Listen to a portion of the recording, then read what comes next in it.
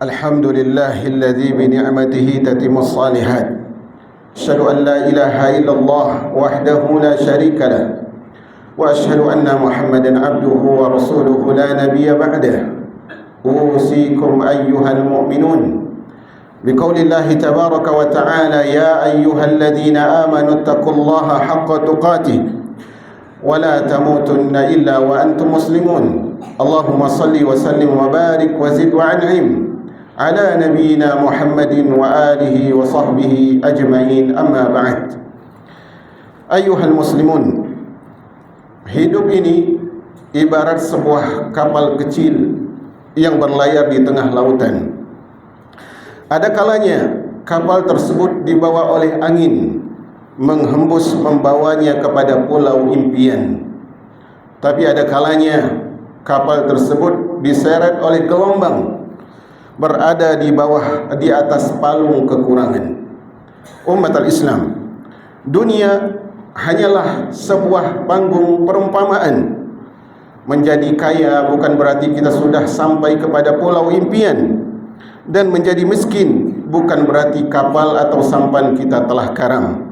Ayyuhal muslimun, harta yang diberikan oleh Allah Subhanahu wa ta'ala itu bagaikan air. Jika air itu berada di bawah kapal, maka dia akan membawa kita untuk berlayar. Tapi kalau air tersebut masuk di dalam lambung kapal, maka dia akan menenggelamkan kita dengan kapal tersebut.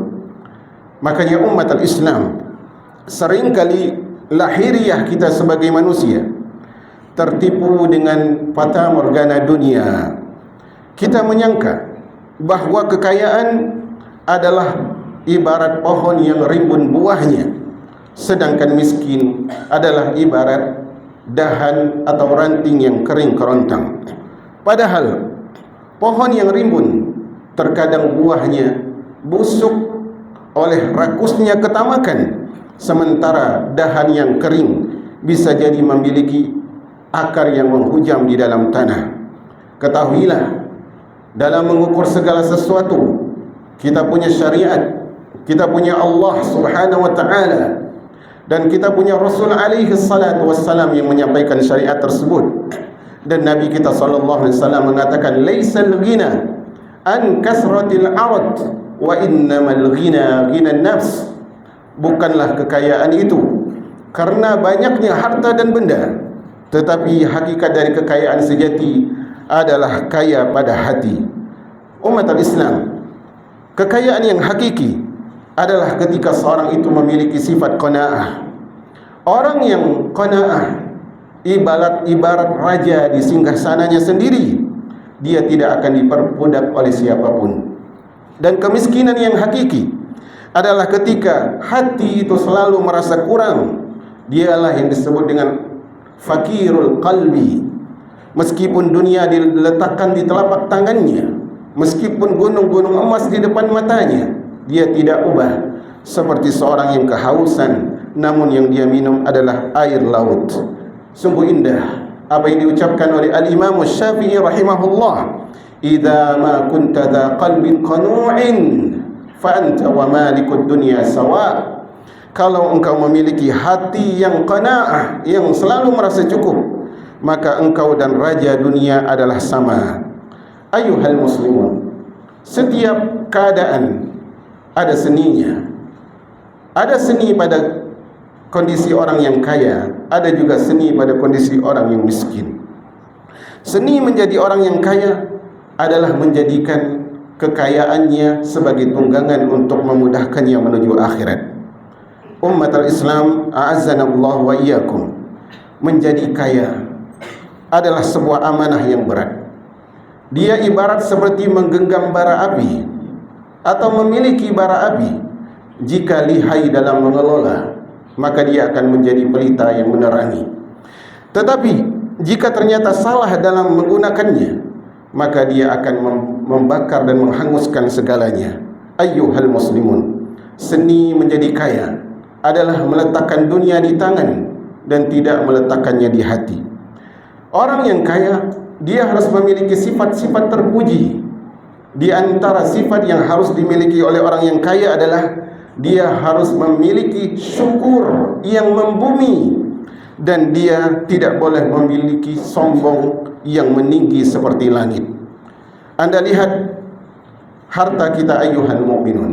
Harta tersebut adalah ibarat awan yang bergerak. Dia ibarat awan yang bergerak. Dia datang membawa rezeki, namun bisa jadi awan tersebut kemudian sirna, ditiup oleh angin takdir dalam sekejap. Maka untuk mengikat harta tersebut, Allah Subhanahu wa taala mengatakan, la in syakartum la azidannakum wa la in kafartum inna azabi lasyadid. Seandainya kalian bersyukur, aku akan tambahkan nikmat kepada kalian, dan seandainya kalian kufur, sesungguhnya azabku adalah sangat pedih. Di antara seni menjadi orang kaya adalah harus memiliki sifat kedermawanan yang mengalir. Jadi orang kaya tidak boleh dibelenggu oleh kekikiran. Orang kaya yang bijak ayyuhal mu'minun, melihat hartanya laksana air sungai. Jika dia mengalir, maka dia akan menyuburkan tanah di sekitarnya dan dia akan jernih. Tetapi apabila dia ditahan, dibendung sendirian, maka dia akan menjadi bangkai dan akan menimbulkan bau yang busuk. Sungguh benar apa yang dikatakan oleh Nabi SAW, ma naqasat sadaqatun min mal. Sedekah tidak akan pernah mengurangi harta.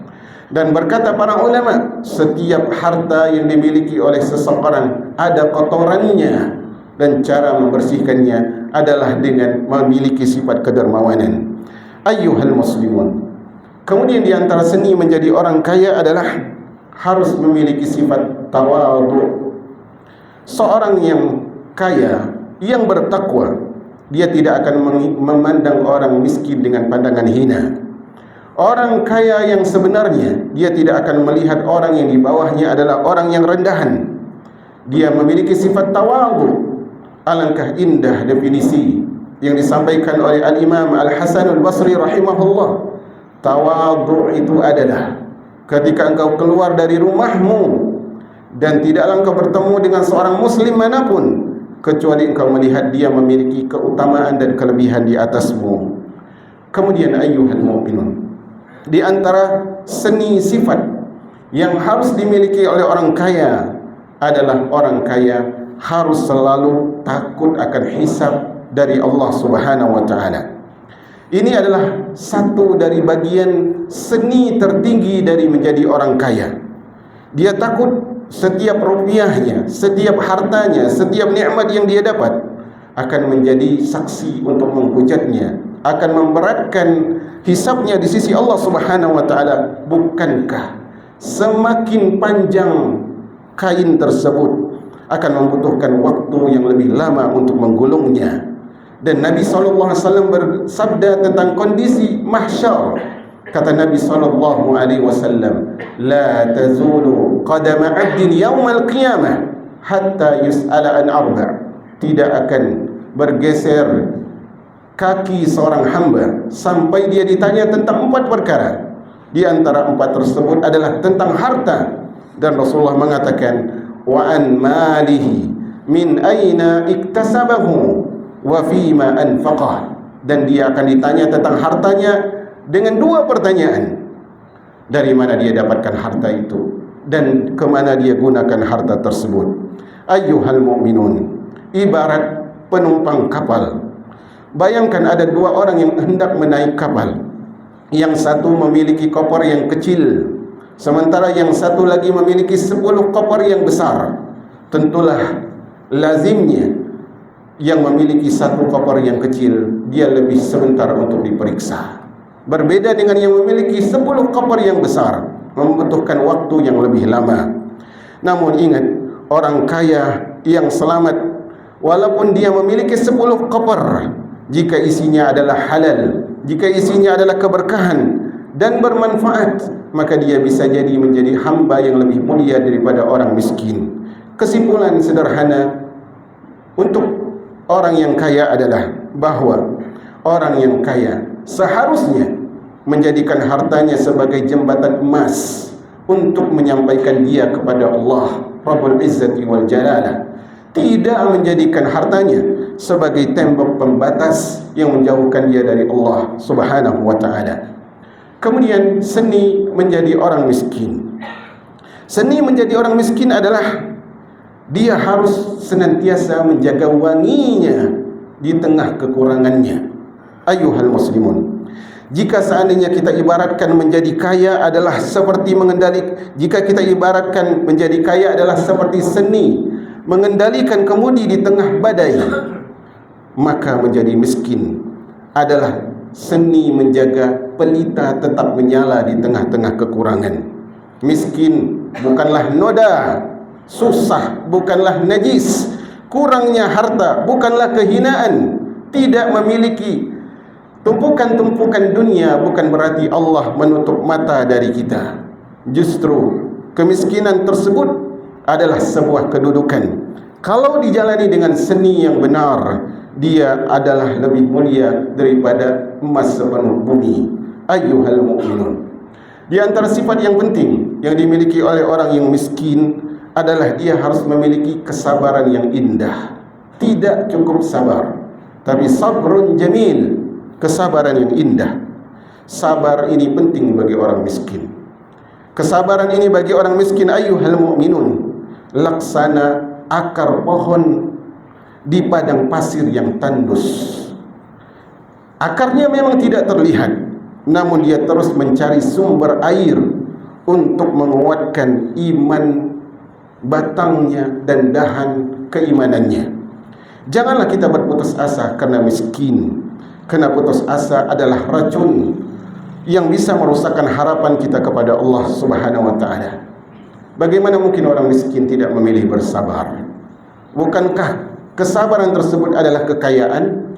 Allah mengatakan innama yuwaffas sabirun ajruhum bighairi hisab. Hanya orang-orang yang sabar yang akan dapat pahala yang tidak ada batasnya dari Allah Subhanahu wa ta'ala. Indah sungguh yang diucapkan oleh Al-Imam Al-Ghazali rahimahullah wa ghafarallahu lahu wa lana. Beliau mengatakan, kemiskinan itu adalah ujian, namun jika kita bersabar di atasnya, maka dia akan menjadi nikmat dari Allah Subhanahu wa ta'ala.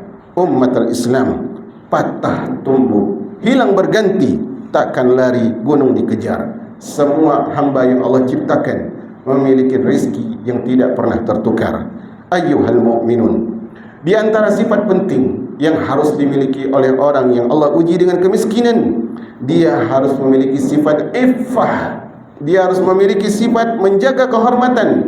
Dia tetap harus wangi walaupun dia tidak berseri. Menjadi orang miskin adalah tidak boleh terlihat meminta-minta. Dia ibarat mawar yang tumbuh di tengah gersangnya tanah. Dia tetap memiliki duri untuk tidak mudah disentuh dan dipandang hina dan remeh oleh siapapun. Allah memuji orang-orang yang miskin tapi menjaga kehormatan. Kata Allah, yahsabuhumul jahilu aghniya'a minat ta'affuf. Orang-orang kaya menganggap orang yang miskin yang menjaga kehormatan ini seakan-akan mereka juga orang kaya, karena sifat mereka tidak mudah meminta-minta. Ayyuhal mu'minun, sifat yang tidak boleh hilang dari orang miskin adalah selalu ridho pada takdir Allah Subhanahu wa ta'ala. Seorang seniman kemiskinan adalah ketika dia memandang kemiskinan tersebut sebagai cara Allah meringankan hisabnya di akhirat. Seorang yang miskin, dia memandang kemiskinan yang Allah berikan padanya sebagai cara Allah meringankan hisabnya di akhirat. Dia tidak menggerutui nasibnya, dia tidak sebel terhadap takdir yang Allah berikan padanya, karena dia tahu dunia ini hanyalah mimpi yang sebentar. Dan orang yang diuji dengan kemiskinan, tetaplah dia beribadah kepada Allah dan tetaplah selalu menjaga hatinya. Jangan biarkan perut yang lapar, ayyuhal ikhwah, menjauhkan kita dari sujud. Jangan sampai kekurangan duniawi memberatkan jiwa kita dari bersimpuh kepada pemilik langit dan bumi. Jangan biarkan pula mata kita melihat kemewahan, melihat kelebihan orang lain, sehingga memasukkan hasad dan dengki ke dalam hati kita. Ummatul Islam, Orang miskin haruslah saleh. Orang miskin yang saleh itu ibarat embun. Dia tidak memiliki megah dan mewahnya lautan. Dia tidak pula memiliki kekuatan seperti air terjun, tapi dia jernih, dia suci, dia menyegarkan pucuk-pucuk dedaunan. Ayyuhal mu'minun, kemiskinan sekali lagi bukanlah aib. Dia bukanlah kekurangan yang harus dipakaikan baju keluhan dan meminta-minta. Si miskin yang selamat adalah dia yang menjadikan kekurangannya sebagai jalan cepat untuk menuju surga. Karena hisabnya orang miskin di sisi Allah itu 500 tahun lebih cepat daripada hisabnya orang yang kaya, asalkan dia menjaga hati dan ridho terhadap takdir Allah Subhanahu wa ta'ala. Ayyuhal mu'minun, kaya dan miskin masing-masing memiliki bahaya, masing-masing memiliki petaka. Hidup ini, ayyuhal mu'minun, laksana meniti jembatan tipis yang di bawahnya membentang jurang yang dalam. Di sebelah kanan ada jurang kemewahan yang melalaikan, sementara di sebelah kiri ada jurang kekurangan yang menyesakkan dada. Masing-masing dari jurang ini ada singa dan buaya yang siap menerkam siapa yang salah dalam menyikapi titian ini. Orang yang kaya, dia memiliki racun. Di antara racun yang sering menginggapi orang yang kaya adalah dia sering sombong dan lalai. Bagi dia yang hartanya melimpah, bahaya terbesar adalah lupa diri. Dia merasa bahwa segala kenikmatan adalah murni kerja kerasnya, pengalamannya, skillnya. Apa bedanya dia dengan Qarun? Sungguh benar apa yang dikatakan oleh Allah. Kalla innal insana la yatgha ar-ra'ahu istaghna. Sekali-kali tidak. Sesungguhnya manusia itu benar-benar melampaui batas. Kapan dia melampaui batas? Ketika dia melihat dirinya sudah kecukupan. Ayyuhal mu'minun, bahaya lain yang sering ada pada orang yang kaya adalah lalai.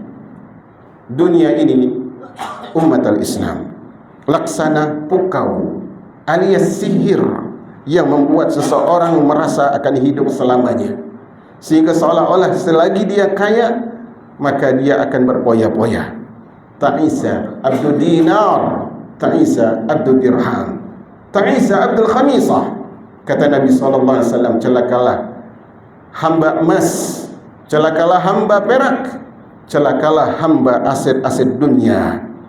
Jadilah kita ketika kaya laksana pohon bambu.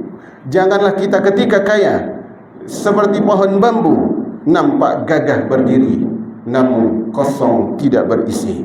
Umat al-Islam, si miskin pun dia rawan dalam bahaya.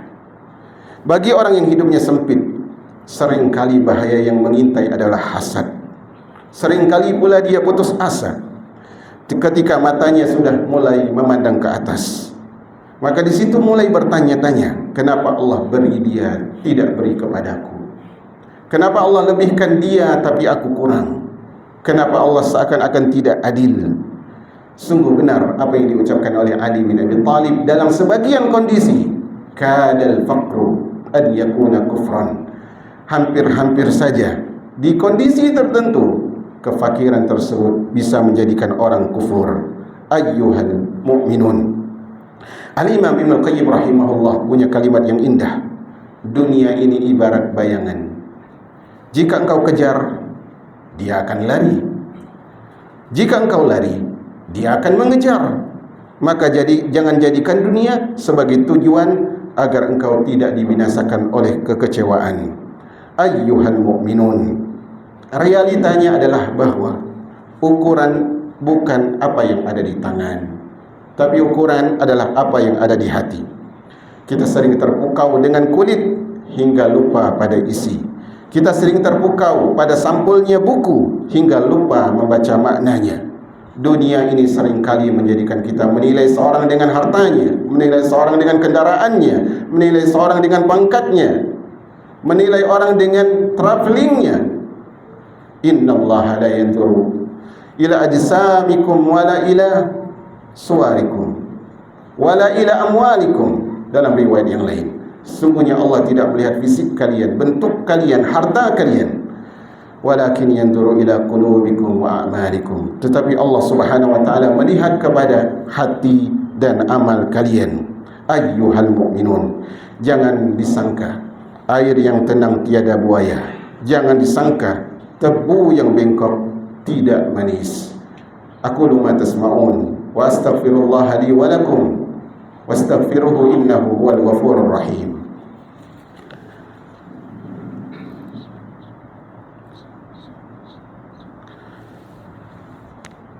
Alhamdulillahi katsira wassalatu wassalamu ala al-mab'uth bashiran wa nadhira wa ala alihi wa ashabihi wa sallama tasliman katsira. Amma ba'd.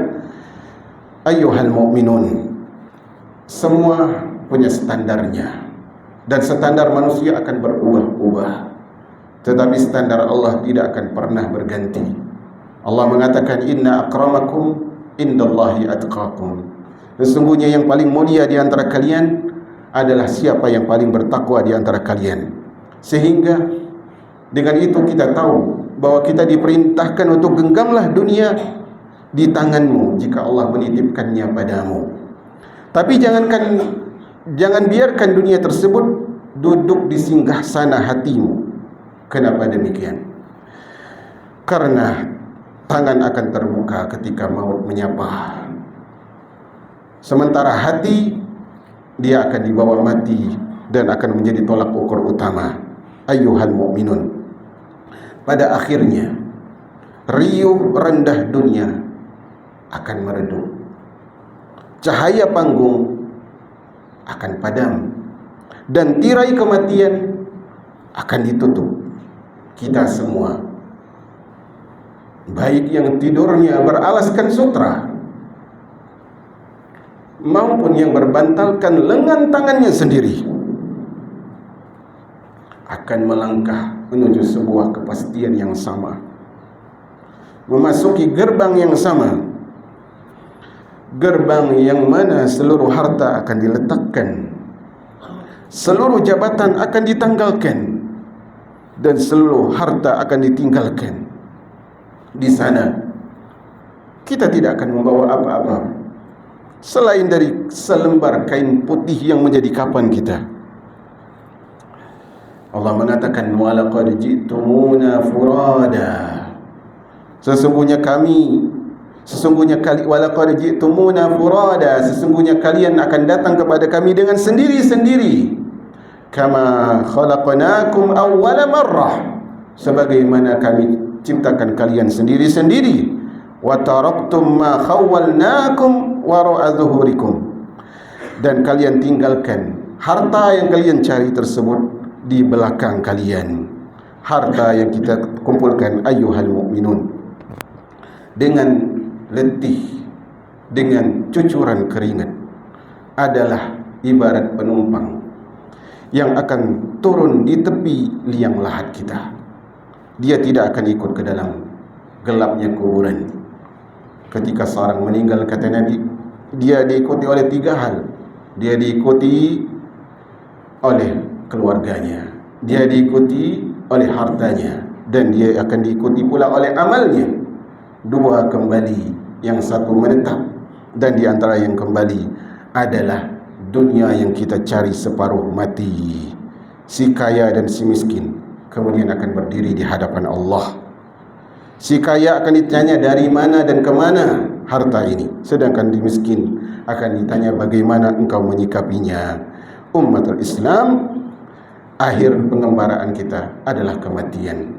Lembaran akhir kita bukanlah lembaran yang terakhir sebenarnya. Setelah itu ada lembaran pertanggungjawaban dan audit dari Allah Subhanahu wa ta'ala. Saya tutup dengan sebuah kalimat dari Al-Imam Ibnul Qayyim dalam kitab Al-Fawaid.